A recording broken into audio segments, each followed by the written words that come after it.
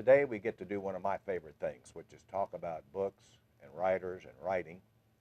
And we get to talk about one particular book, Chinaberry Summer, published recently by New Plains Press, written by our guest, Carol S. Taylor. Carol is a CSU alumnus and has been, I think, for several years, adjunct faculty working through the Department of Basic Studies. So this is going to be a lively conversation.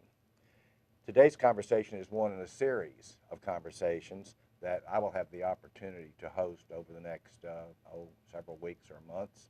Up next will be a conversation with Dr. Mike Baltimore, who has led College of Ed TV for several years and is now taking on the role of expanding to Columbus State Television, where he will be its director. And soon thereafter, perhaps we'll be sitting down with Kim Lester, who is Muskogee County's Teacher of the Year for 2013. So I look forward to seeing you and to future conversations of interest. Today's guest, Carol, we say you graduated from Tift College, as I recall, and have your Master of Education degree here. And then it seemed like every time I looked at your resume, or not your resume, your transcript, it seems like you took about everything we offered at the graduate level. I did. Including what? ESOL, endorsement, gifted endorsement. Then I came back and did an EDS in leadership. Mm-hmm.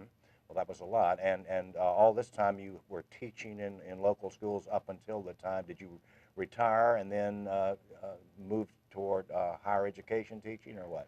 I retired. Then my principal called me back over the summer and said, I hope you enjoyed your retirement. I need you again. So I taught the half term. And then I came back, had 1 year to have retirement, and was offered a position here, which I took. So well, I really have been retired only a year. And do you work mostly with composition teaching here? Yes. Yeah, great. Also the freshman year seminar. Oh, that's an important thing. We could talk a lot more about that, but today we're going to talk about Chinaberry Summer. So, well, as we sort of get into this, let's talk a little bit about your history as a writer. When did you start seeing yourself as a Carol Smith Taylor, the writer? I can remember when I was about 5 years old, my mother and my sister taught me to read and write before we didn't have kindergarten in those days. And I can remember— Boy, those were the days. Those were the days. And I can remember writing a little poem for my grandfather. And it was very short. That was probably the first time I ever wrote anything. Mm-hmm. Then, of course, when I got into high school, I did some poetry and some short stories. Then, of course, I became a teacher, so my writing was on the back burner. I didn't get a chance to really work with it. Then, as I began to get older, I said, my life is a play. I have lived the first act, maybe the second, maybe the third. Maybe I'm going for a Shakespearean play, so maybe now I'm in the fourth act. So it's time for me to do something I would really like to do, which is to write and to pursue that. Some of my stories have been just scattered about in the house. I remembered writing this, one of the stories in here some years ago. Thought, I think I can put that into a book. Well, that's interesting because as I look back, you know, I was your professor once, possibly twice. I'm not sure I remember, but I taught you a course in young adult literature, and yes, certainly I think this book is perhaps a good read for a lot of young readers. And then you took a course in advanced fiction writing we were discussing the other day. What did you write in that course, and what does that have to do with Chinaberry Summer? In that course, I wrote a story that's in here that was entitled Chinaberry Summer, but it was actually 2 of the chapters in here combined, but in a smaller version. So I began to think about that story, and I went back and recreated it, and I thought, I think I can expand with that. So that's actually where I came up with this name for the book, and actually how I came up with all the chapters to go with that particular story. But I have very fond memories of that class with Ben Ramke, because one of the things that he taught us to do was to write details, to think very distinctly about something very simple, a water faucet, a doorknob, something very nondescript, but to take that item and to see what we can say about it specifically to give it more depth.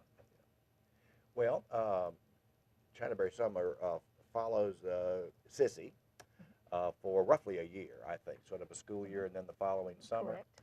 And this was a transformative year for her in some ways. What would you say? Tell me more about Chinaberry Summer, or really tell our listeners, our viewers, more about Chinaberry Summer. What's going on here with Sissy?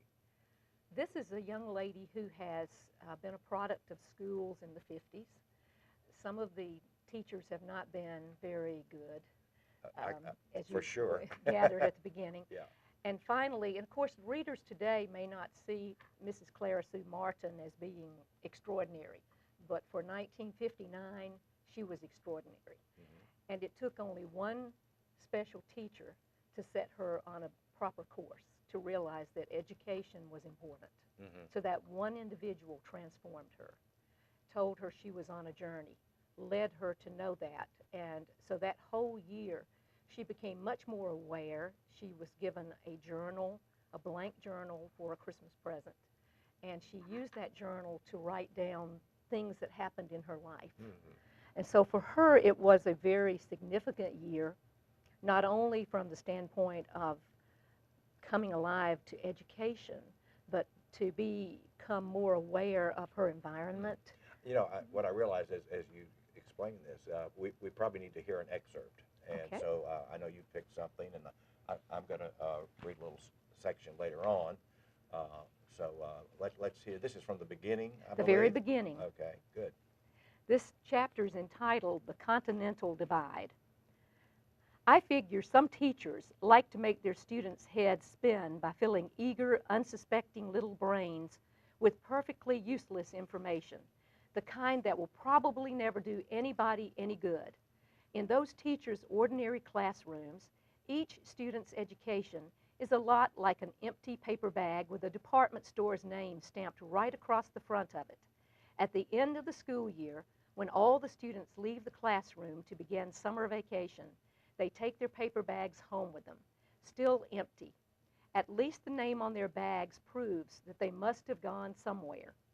But then there are those rare, amazing teachers who are far from ordinary, the ones who give out knowledge like colorful pieces of chewy candy wrapped in shiny red cellophane. Their students want to take home a bag full, and sure enough, they do. On a very ordinary autumn day, on the first day of my 5th grade year in 1959, once again, I carried my paper bag to Slippery Branch Elementary School to begin another ordinary year of grammar school with another ordinary teacher. But at last, I wasn't disappointed, because by the end of that afternoon in geography class, my new teacher, Mrs. Clara Sue Martin, had already made her first deposit of candy into my empty bag of knowledge. She stood at the front of the classroom and held up a copy of our geography book. Then she said the words that I will never forget. This world is a very big place, and you are all in for a grand adventure. I reckon that's exactly when my adventure began. I immediately sat up straight in my desk and listened to every word she said. That day, she taught our class about the Continental Divide. She said the Western Divide runs right through the state of Colorado in the Rocky Mountains, and it forms a natural dividing line up and down the whole United States. Of course, you can't see the line, even if you're in an airplane, she explained, but you still know it's there. The rivers to the west of the divide head toward the Pacific Ocean, and the rivers to the east of the divide eventually end up in the Atlantic Ocean or the Gulf of Mexico, Mrs. Martin continued, as she moved the end of a wooden ruler up and down a huge wall map of the United States to show us exactly where to find the invisible line. In my mind, I could see all those rivers running freely every which way in all directions until God told Mother Nature, get them all organized. Mother Nature obeyed. Leaning way over to the north and hunching up her great rippled spine, she extended one arm to the west and the other arm to the east and said, this is it. This is the moment when you find your true direction. You rivers flow to my left, and you other rivers flow to my right. Now do y'all understand? My idea about Mother Nature's simple solution made perfect sense to me, but I would soon discover that life is not geography, and its directions are not always quite so simply and clearly marked for us by some kind of invisible dividing line, or even by the points on a compass. Up until then, my little corner of the world hadn't felt complicated at all to me, a girl growing up in a small brown house on a dirt road in Georgia, surrounded by practically all of my family. However, Mrs. Martin knew how to explain things in a way that I understood, and I sensed that what she was teaching us was very important. I suddenly realized, for the first time in my life, that I was like one of those rivers. I was searching for my own true direction. I was on a journey. Nice, nice. I there's when you talk about God, and God says, "You rivers flow to my left, and you other rivers flow to my right." I'm thinking Genesis almost. Yes. You can see a little echo there. Well, so who is Sissy anyway? Are you Sissy? To a certain extent, perhaps, in the sense that I'm a first-person narrator of the story. And of course, she has a lot of my beliefs, especially there's a very distinct theme in here of love for turtles, reptiles, and amphibians. Mm-hmm. And she doesn't say ecosystem because we didn't have that word back then No, that I ecology, know of. no. But it was very important to her because she saw the importance of looking into the animal's eyes Mm-hmm. and seeing some life there that was more than what we understood. Is that is that what prompted you to? I mean, how did you end up? I know you had a signing and a reading at Oxbow Meadows I did, Environmental yes. Ed Center, and that must have been fun. It was great. And did you approach them? Did they approach you? What about all those animals and how you all got the book on their to-do list or event calendar?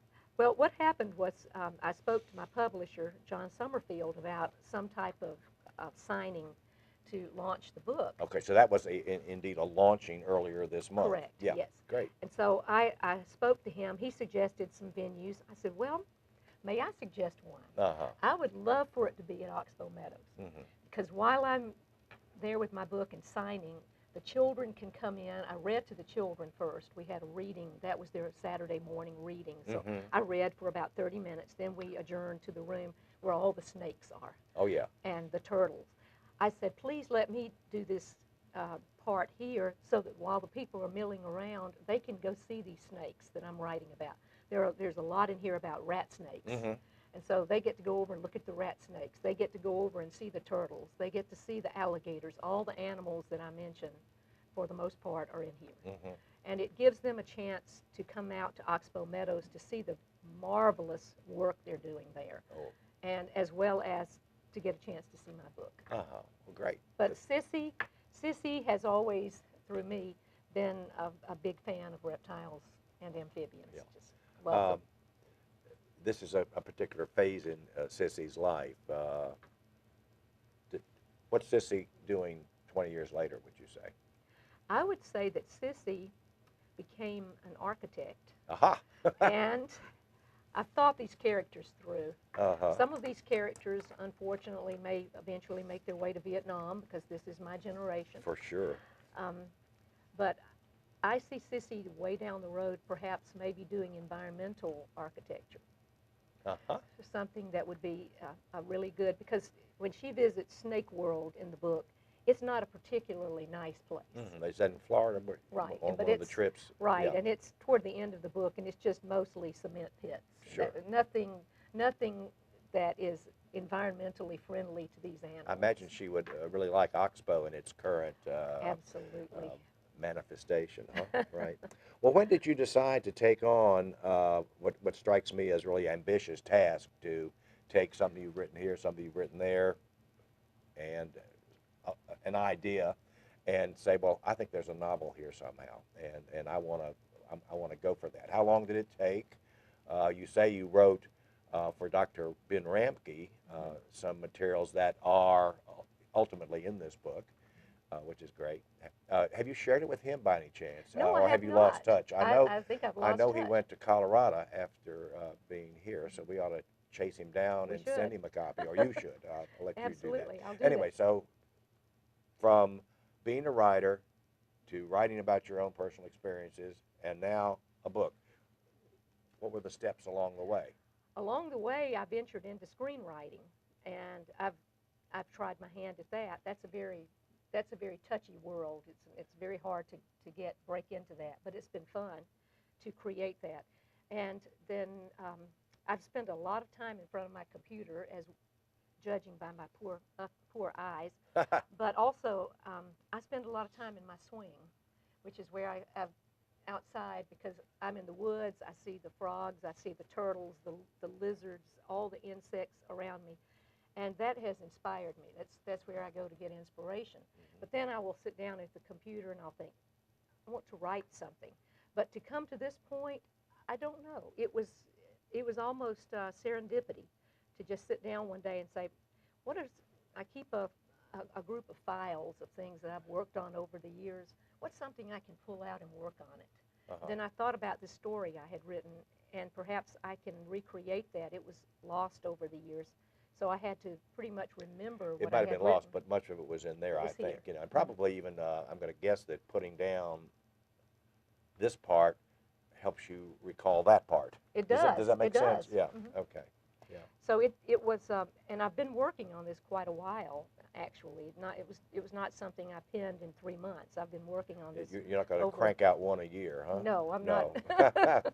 Although I am well into my second. Right, and we'll talk about that in a bit. I'm always so interested in the decisions a writer makes, and so I'm going to ask you about a few that you made yourself. You already mentioned where your title comes from, which was, I guess, something you used or was part of what you were working with the when you were in Dr. Ramke's course. Correct, and yeah. I guess Chinaberry, to us Southerners, I'm sure there are Chinaberry trees everywhere, but to us Southerners, that it just has the memories of the Chinaberry fights and just the feel of the Chinaberries. You know, in preparation for this, I meant to go find me a patch, or I don't know if they come in a patch, or because I don't think I would know a Chinaberry from poison ivy, though I am pretty good at recognizing poison ivy. Yes. And so so that was a lack of preparation here. So yeah, so that's one decision. I was interested in, so it's a first-person narrative, and so Sissy tells her story. How did you decide that was the way to go with this? Of course, anytime anything is written in the first person, you have to back up a bit and realize that if it's told through the first person, it's filtered to a certain extent. Sure. So it's always going to be through that person's perspective. And in this case, youthful and a little naive. I guess youthful Correct. and naive could sort of go together, right? Yes. But maybe wise beyond her years. I think so. Would you say that? And it's interesting. Well, let me address that first question, but about the first person narrative. I love the process of just stream of consciousness, because if an all-knowing third person had written this, he would have been unable, or she would have been unable, to know what was actually going through Sissy's mind. And Sissy's a person with questions. Sissy questions everything. Why is it this way? What about that? Well, I don't understand that. Or little comments. So by putting it in the first person, we're able to know exactly what she's thinking at any given moment, how she's reacting to the things around her, including some of these relatives who are, one or two of whom are bullies in all aspects. So we get to see, what is she really thinking? What is she truly, so she's being honest also. Right. Yeah, I think I was reading recently, and I came to the conclusion there's no such thing as a reliable first-person narrator. No, not you know, really. You know, because, and that comes up, you're like, I'm reading a book and say, well, now, do I really believe this guy? Is he trying to fool me, or does he just fool himself? Even then, though, you have to take the first-person writer or the narrator, not with a grain of salt, but you have to be aware of who it is and what they know and what they don't know. Right. Your book is a series of chapters with titles, each of which has a kind of a, I'll say, a folksy quote from a member of the family or a teacher. And there are a lot of those. I mean, I counted them, but I forgot, 20-ish, 20 to 30. One per chapter. Yeah, and so we have chapters that are called The Continental Divide, and I love that. I love that opening, I really do. Mashed Potatoes and Gravy, and The Order of All Things. Um, Now, most books I pick up aren't set up that way, but you decided that was the way you wanted to go with this, Yes. and why? How? Um, I mean, did you know ahead of time that it was going to be that like that, or did you say, "Aha! I think I'll give these chapters titles"? it was actually, the process is always different for every writer. For my process, and even on the book I'm writing now, I go ahead and create my chapters first. Oh, do you? I created the chapters first, and then I can always shuffle those around if I need to. But it gives me a sense of order. Where am I going? Where am I? Where am I going? Uh-huh. And that way I can sort of keep myself, I guess maybe that's the influence of the screenwriting, because you always need to know sort of where you're Sure, going. sure. But in the process, that's just the bones. Because in the process, the characters, and I'm going to sound insane, but I'm going to say it anyway. Characters are very real. And the first time I wrote a screenplay, I put it in an envelope to mail it. I left it open all night so they could breathe. Oh, okay. And Did they crawl back out? they didn't. They No, stayed well. in the envelope. They Okay. behaved. Yes. And so when I'm writing something like this, my characters sort of take me where they want to go. Sure. Well, and I was probably ready to misinterpret something you said because I thought maybe you approached it, okay, I've got a plan and everything has to fit in, but you're saying that sometimes your characters will show you another plan. Correct. And it might make sense to go with that, huh? And sometimes I will write a passage and I think, no, save that one. Don't throw it away. Save it. It Yeah. might come up again in another book. Uh-huh. So just put it aside, but it does not go here. It's Yeah. not fitting. It's Okay, not, they don't want it. Go figure, huh? Yeah. Yes. This takes place, I believe, at, is it Slippery Branch? Correct. Or that's the school. Well, And, Slippery Branch, Georgia. okay, and that's the name of the school, and that's the name of the town. Correct. Or you might say the unincorporated crossroads? Or Yes. was it? Yeah, okay. Which is really, and you grew up in Harris County, just north of campus, but in a different era. I noticed, I recall that Sissy lives on a dirt road, and there's the paved road's a bit further away, and so was that part of your experience? Yes, it was. Yeah, and I know we keep going back and forth with the extent to which it is autobiographical, and you are emphatic in saying, no, this is a work of fiction. It's a work of fiction. These people, that's not my mama or my Correct. grandpa. That's not. That's not. Right. And there is no Uncle Toolie, no Aunt Pearl who lived across the street from me. No. Right. And where did you come up with Slippery Branch? Anyway, I think we had a little conversation about that earlier. I was doing my EDS here in leadership, and I had Dr. McCormick. We had to do some paperwork, fictional paperwork, for learning how to do discipline notices and different things in the course. And I wanted to come up with the name of a school, but I didn't want to use the school I had taught in, so I created a name. And I just came up with Slippery Branch. For some reason, I have no idea where it came from exactly. And I know there's a Flowery Branch, There is. Georgia. In fact, I tried to see if Slippery Branch was real. It's not. And it's I've not. Googled it. In fact, well, so did I, and all I came up with was something about your book, as a matter of Great. fact. So, but it's just, these are little moments of invention, And I'm even going to tell me about the cover here. This cover was designed by my son's childhood friend, who is a graphic artist, Mike Jones. And he has a business here in town. And he designed that, and he hand-lettered China Berry Summer. That was his artistic work. I love the photograph. And what kind of spider is that? Do you know? That's a garden spider or a writing spider. The orb weaver is very prominent in this story. And in fact, the character Spud, and I have to say that I wrote this first person, but I'm not the spider. I'm not Spud. Yeah, right. I know. I'm not into spiders. Okay. I'm okay with them, but Spud is. My character Spud loves them. So and Spud's pretty important. Tell us about Spud a bit. Spud is he's a wonderful cousin, a dear friend, and he's had a hard time because he has been the target of bullying in school. Right. Even his name, or even especially his name. Right. Yeah. And he deals with bullying at school, then he comes home and is bullied by his grandmother, who probably would never see herself as a bully, but she is verbally abusive to him at times. Yeah. And so he finds sanctuary, solace with Sissy's family, and even pretty much feels that her grandparents are really his grandparents, because he's treated differently in that home. And of course, there's a reason why she treats him. She might just be a mean old lady anyway, but there's a history. There's a history in all there. that. Yeah, so for he's sure. basically resented. So she takes it out on him. Maybe you can help me with this, or not help me with this. It's always just an interesting topic to me. Right toward the end, you write in Sissy's voice, I've decided that special memories are like lightning bugs. In the stillness of a summer evening, the little insects flash their lights here and there in the darkening air, and we never know exactly when or where to expect the next tiny light to glow suddenly before turning itself off as quickly as it had appeared. Special memories are just like that. In the darkest moments of our lives, they suddenly appear and bring a spot of light, and we never know when or where to expect them. Well, I like that a lot. I like what it says about memories. Sissy, you're a wise kid, let me tell you.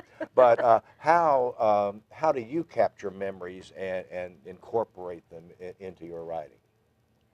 I think like lightning bugs, or is it? It is. It can be something visual, like a lightning bug. It can be some of the turtles, the frogs I see in the yard because I played with them as a child.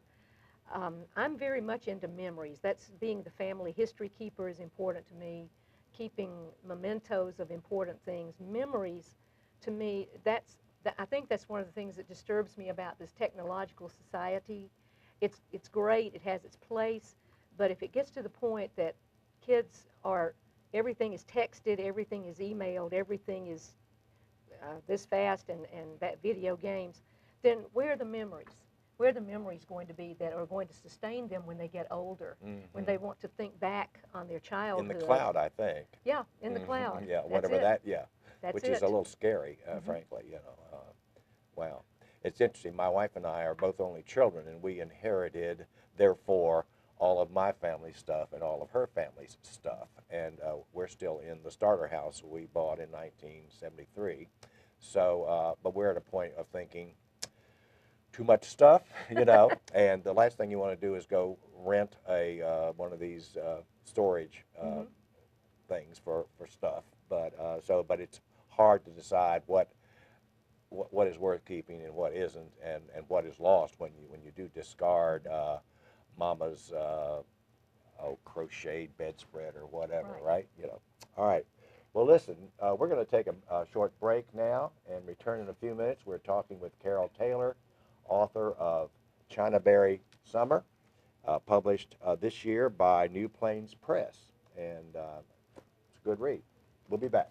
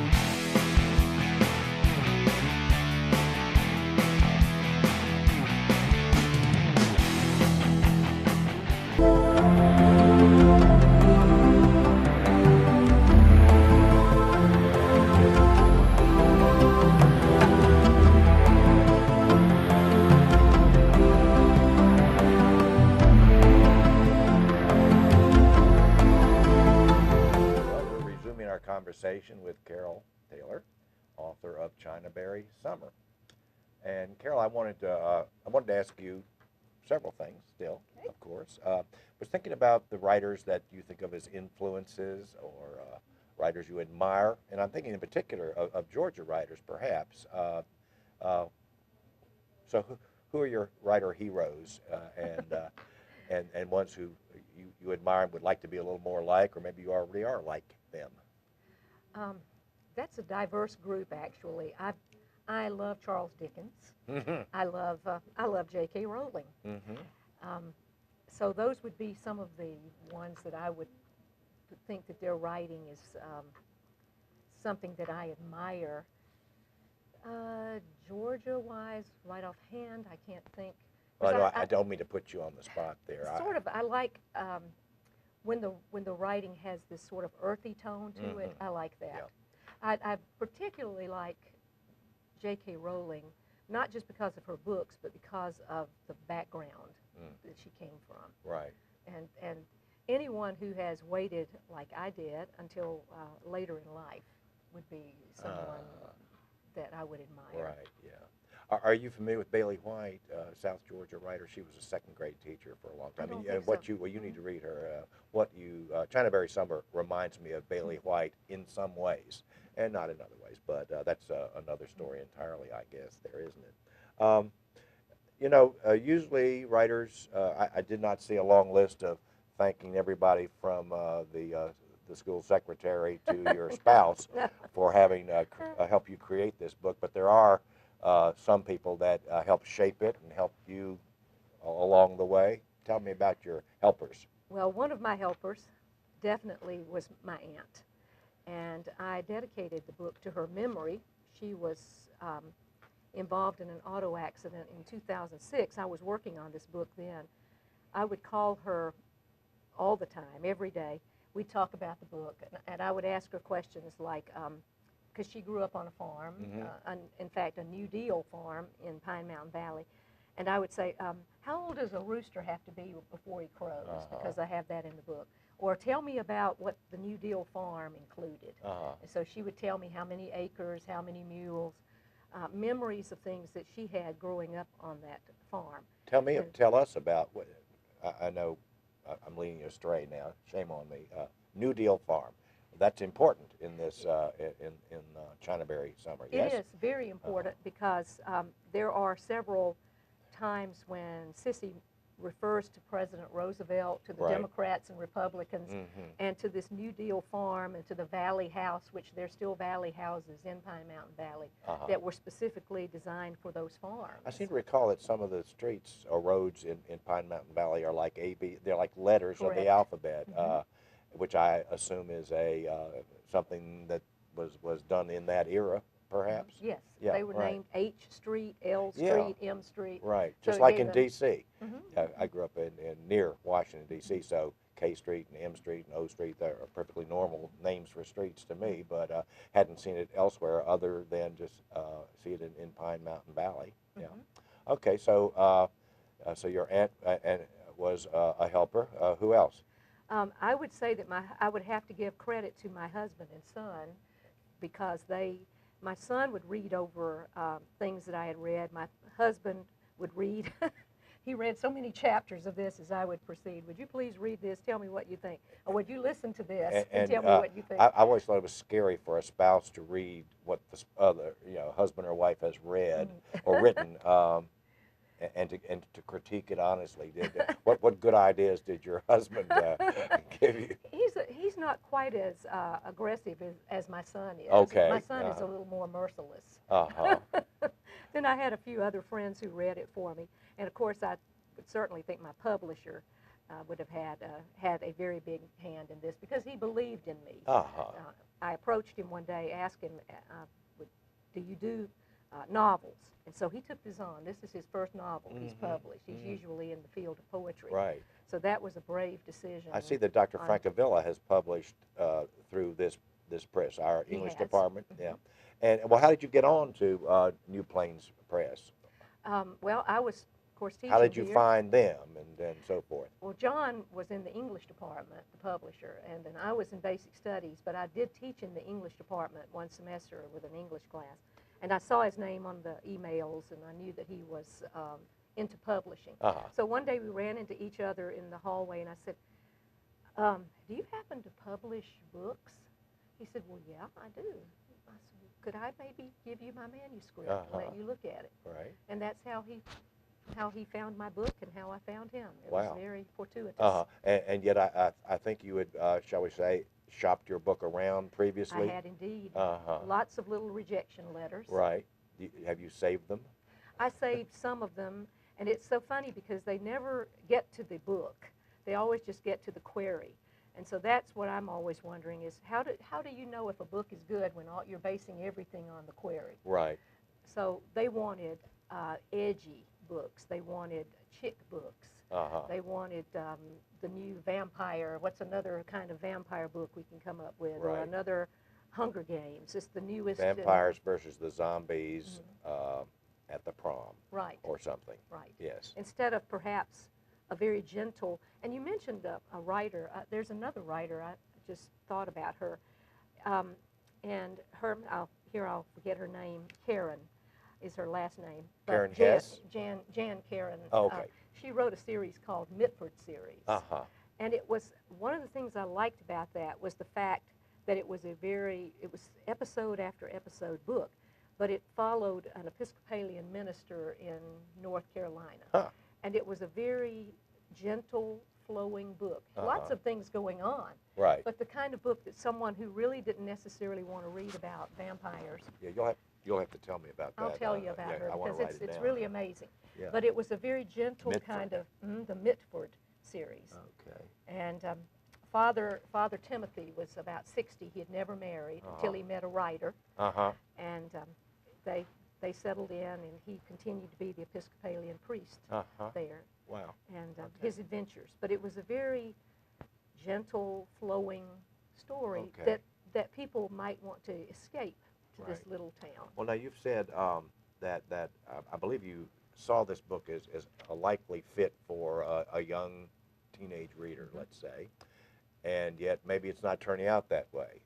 It's interesting. It's finding its own little niche because it's going to more to people my age because it's particularly people who grew up in the country who experienced the mimosa trees, the chinaberry trees, the relatives, the big chapter, the reunion. The reunion chapter, and the family drama that was always going on at the family reunions. The Stevenson family reunion was not like so many of the nice ones you hear about. Oh, yeah, well. It was a time for confrontation. Yeah. Okay, so it seems as if, as you say, it finds a niche. And I've always said niche, and I think more recently I've heard everybody say niche, so I'm going to start saying niche. So try to get with the time. So you find a publisher, and the publisher, you don't have an agent, so one doesn't have to worry about that. So it's serendipitous in a sense, as you said. And so let's move through the publication process. You send them a manuscript. They say, let's go with it. Then what? Then you wait your turn in line because he's a small publisher, so he has to get to you as he can get to your particular book. So I was behind a few poetry books that were, and one textbook, I think, was ahead of me. So when he began to, it was a process. It took several years. Oh, so you have to be patient. But he kept and saying, you're coming up. I mean, now I assume somebody is a copy editor of sorts and gets back to you and says, you know, on page 17, it looks like, how would you feel about, I mean, there were editings done on your manuscript, right? He did a lot of that, and then we had an internal designer also that worked on it, and so an interior designer. So those were more of my feedback than anyone. So how many copies are in print?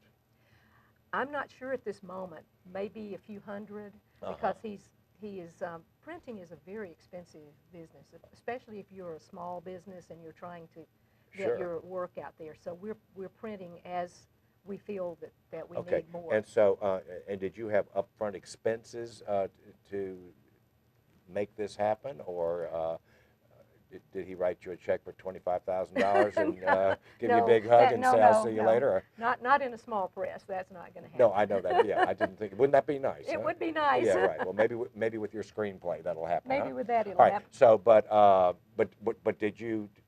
did it cost you to do this, or is it? I know this is not a self-published. It's not book. a self-published Yeah. book, no. So, but there are expenses. So if I'm ordering books, I usually get my books and then go with that. So because we are working together as in a small business. So, so Yeah. it's not like I'm with a major company here. Right. Yeah, I that understand that. Can, and they're not going to send you on a flash book tour, right? No, I will not be on a flashy book tour. So yeah, well, I'm helping promote the book too. So. they're too bad. Though, one thing I hope you will do, the Georgia Council of Teachers of English is going to have its annual conference at Callaway Gardens this coming February. And I have a funny feeling that some of the leadership in that organization would be very pleased to invite you to do something appropriate and to talk about your book and to sit there and sign a few copies. I would love that. I bet you would. I Yeah, would right. love maybe sign hundreds of copies. Who that knows? would be even better. Even better, right? Okay. Well, you've alluded a couple of times to the next book. Tell me more. The next book is this is a working title, so it could of course change. The thing I love about Southern literature is I remember Tim Burton was filming Big Fish in Alabama. He said, "The American South is a world unto itself. Mm-hmm. There is no place like it anywhere else." And I love the fact that the American South, we are spiritual, but at the same time we can have a certain element of signs and the gift and all of these things that come into different realms, not just one particular concept.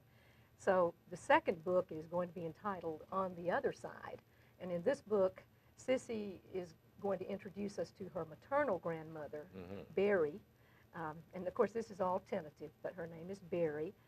She does not like to be called grandmother. It makes her skin crawl. That makes her old. Yes. So call her Berry. Everybody I had calls a her grandmother who felt that way. I did too. Yeah, well, there you go. But it was not Berry. But this grandmother has the gift.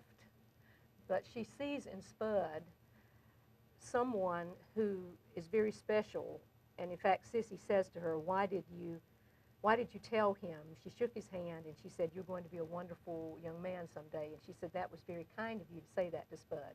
And she says, "No, it was in his hand."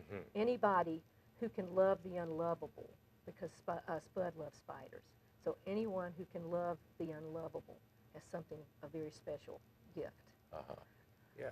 And we get to meet some of because I don't want to leave the book with a couple of these guys there's some of them that are not going to change, the bullies. But there are a couple of the bullies in here who are going to go through some transformation. Oh, good. You know, I always think of, isn't it terrible to say, I think bullies are kind of picked on, you know, well, so which is often absurd. so often they are well, a you know, reflection of what has be happened kind to to them. your neighborhood bully or something along those lines, because those are usually people who've been through some rough times of their own. So it's I like to think there's hope for the bully, and so anyway. Well, listen, while you, I would love to close maybe with your finding another apt excerpt to share. But I want to turn, so while you look for that, I want to mention to our viewers that we are a sort of an informal co-sponsor of the Ledger Inquirer's used book sale over Labor Day weekend forthcoming. And as part of that co-sponsorship, we in the College of Education and Health Professions are doing what we can to have our faculty members, our students, participants in our recently closed or recently ended Summer Spectacular program, bring books to Jordan Hall. Bring books to Jordan Hall, and we will make sure they are properly boxed up and set on their way to the Ledger Inquirer, where Pat Chitwood and others are working hard now to put together a fabulous used book sale, which is very popular among teachers and others, for Labor Day weekend upcoming. So stay. We'll keep you informed about the book sale as time goes on. All right. So Carol, have you found a second excerpt for us? I have. This one is called The Wild Plum Bush. And the quote that goes with this is, some of the best lessons in life can be learned in a little house on a dirt road.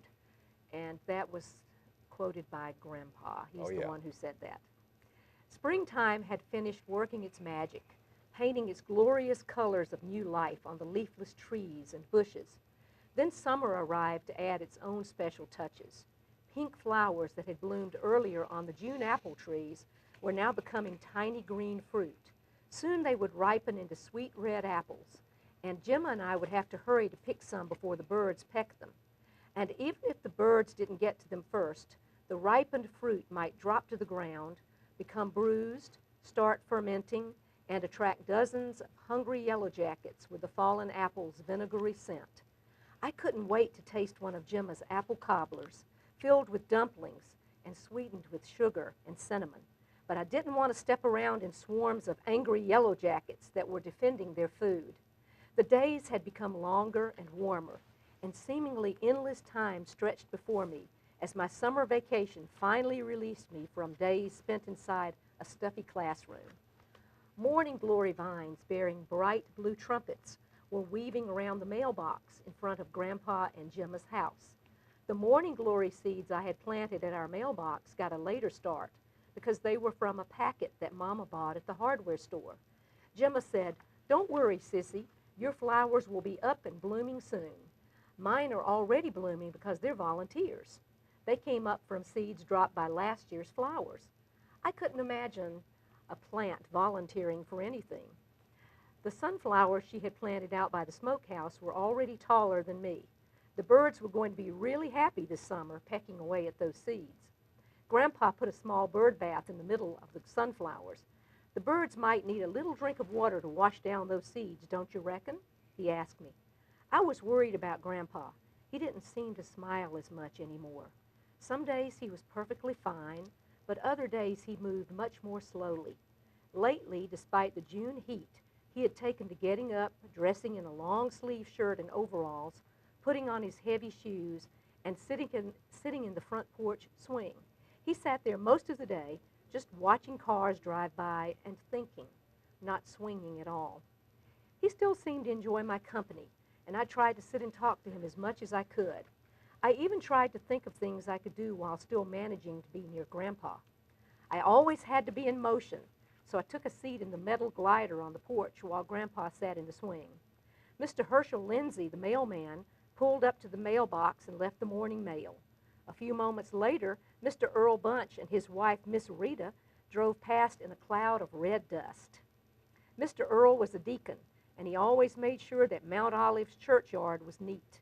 They waved, and Mr. Earl blew the horn. My glider moved back and forth, making squeaky and tapping noises like a rusty little musical performance. Grandpa didn't seem to have a thing to say, and that was all right, because sometimes just sitting and being quiet was a good thing. I had time to think, too. "I'll go get the mail, Grandpa." As I started walking to the mailbox, I heard a mockingbird fussing, and I looked out across the yard in her direction. In the very edge of the woods, a bush with something small and bright orange in it caught my eye. It was growing among some other low bushes, almost unnoticed. When I went to see what it was, I discovered that it was a wild plum bush loaded with plums, most of which were still completely green. But 2 plums had already turned orange, which meant they were ready to pick.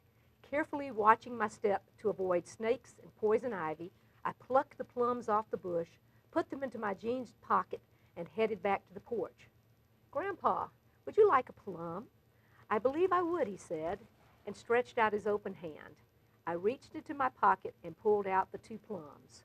One of them was bigger than the other one, and I'm ashamed to say that I laid the smaller plum in Grandpa's outstretched hand and kept the bigger one for myself. "Much obliged." He took the offered plum, rubbed it on his sleeve to make it all shiny, took a taste of it, and then popped the whole thing into his mouth.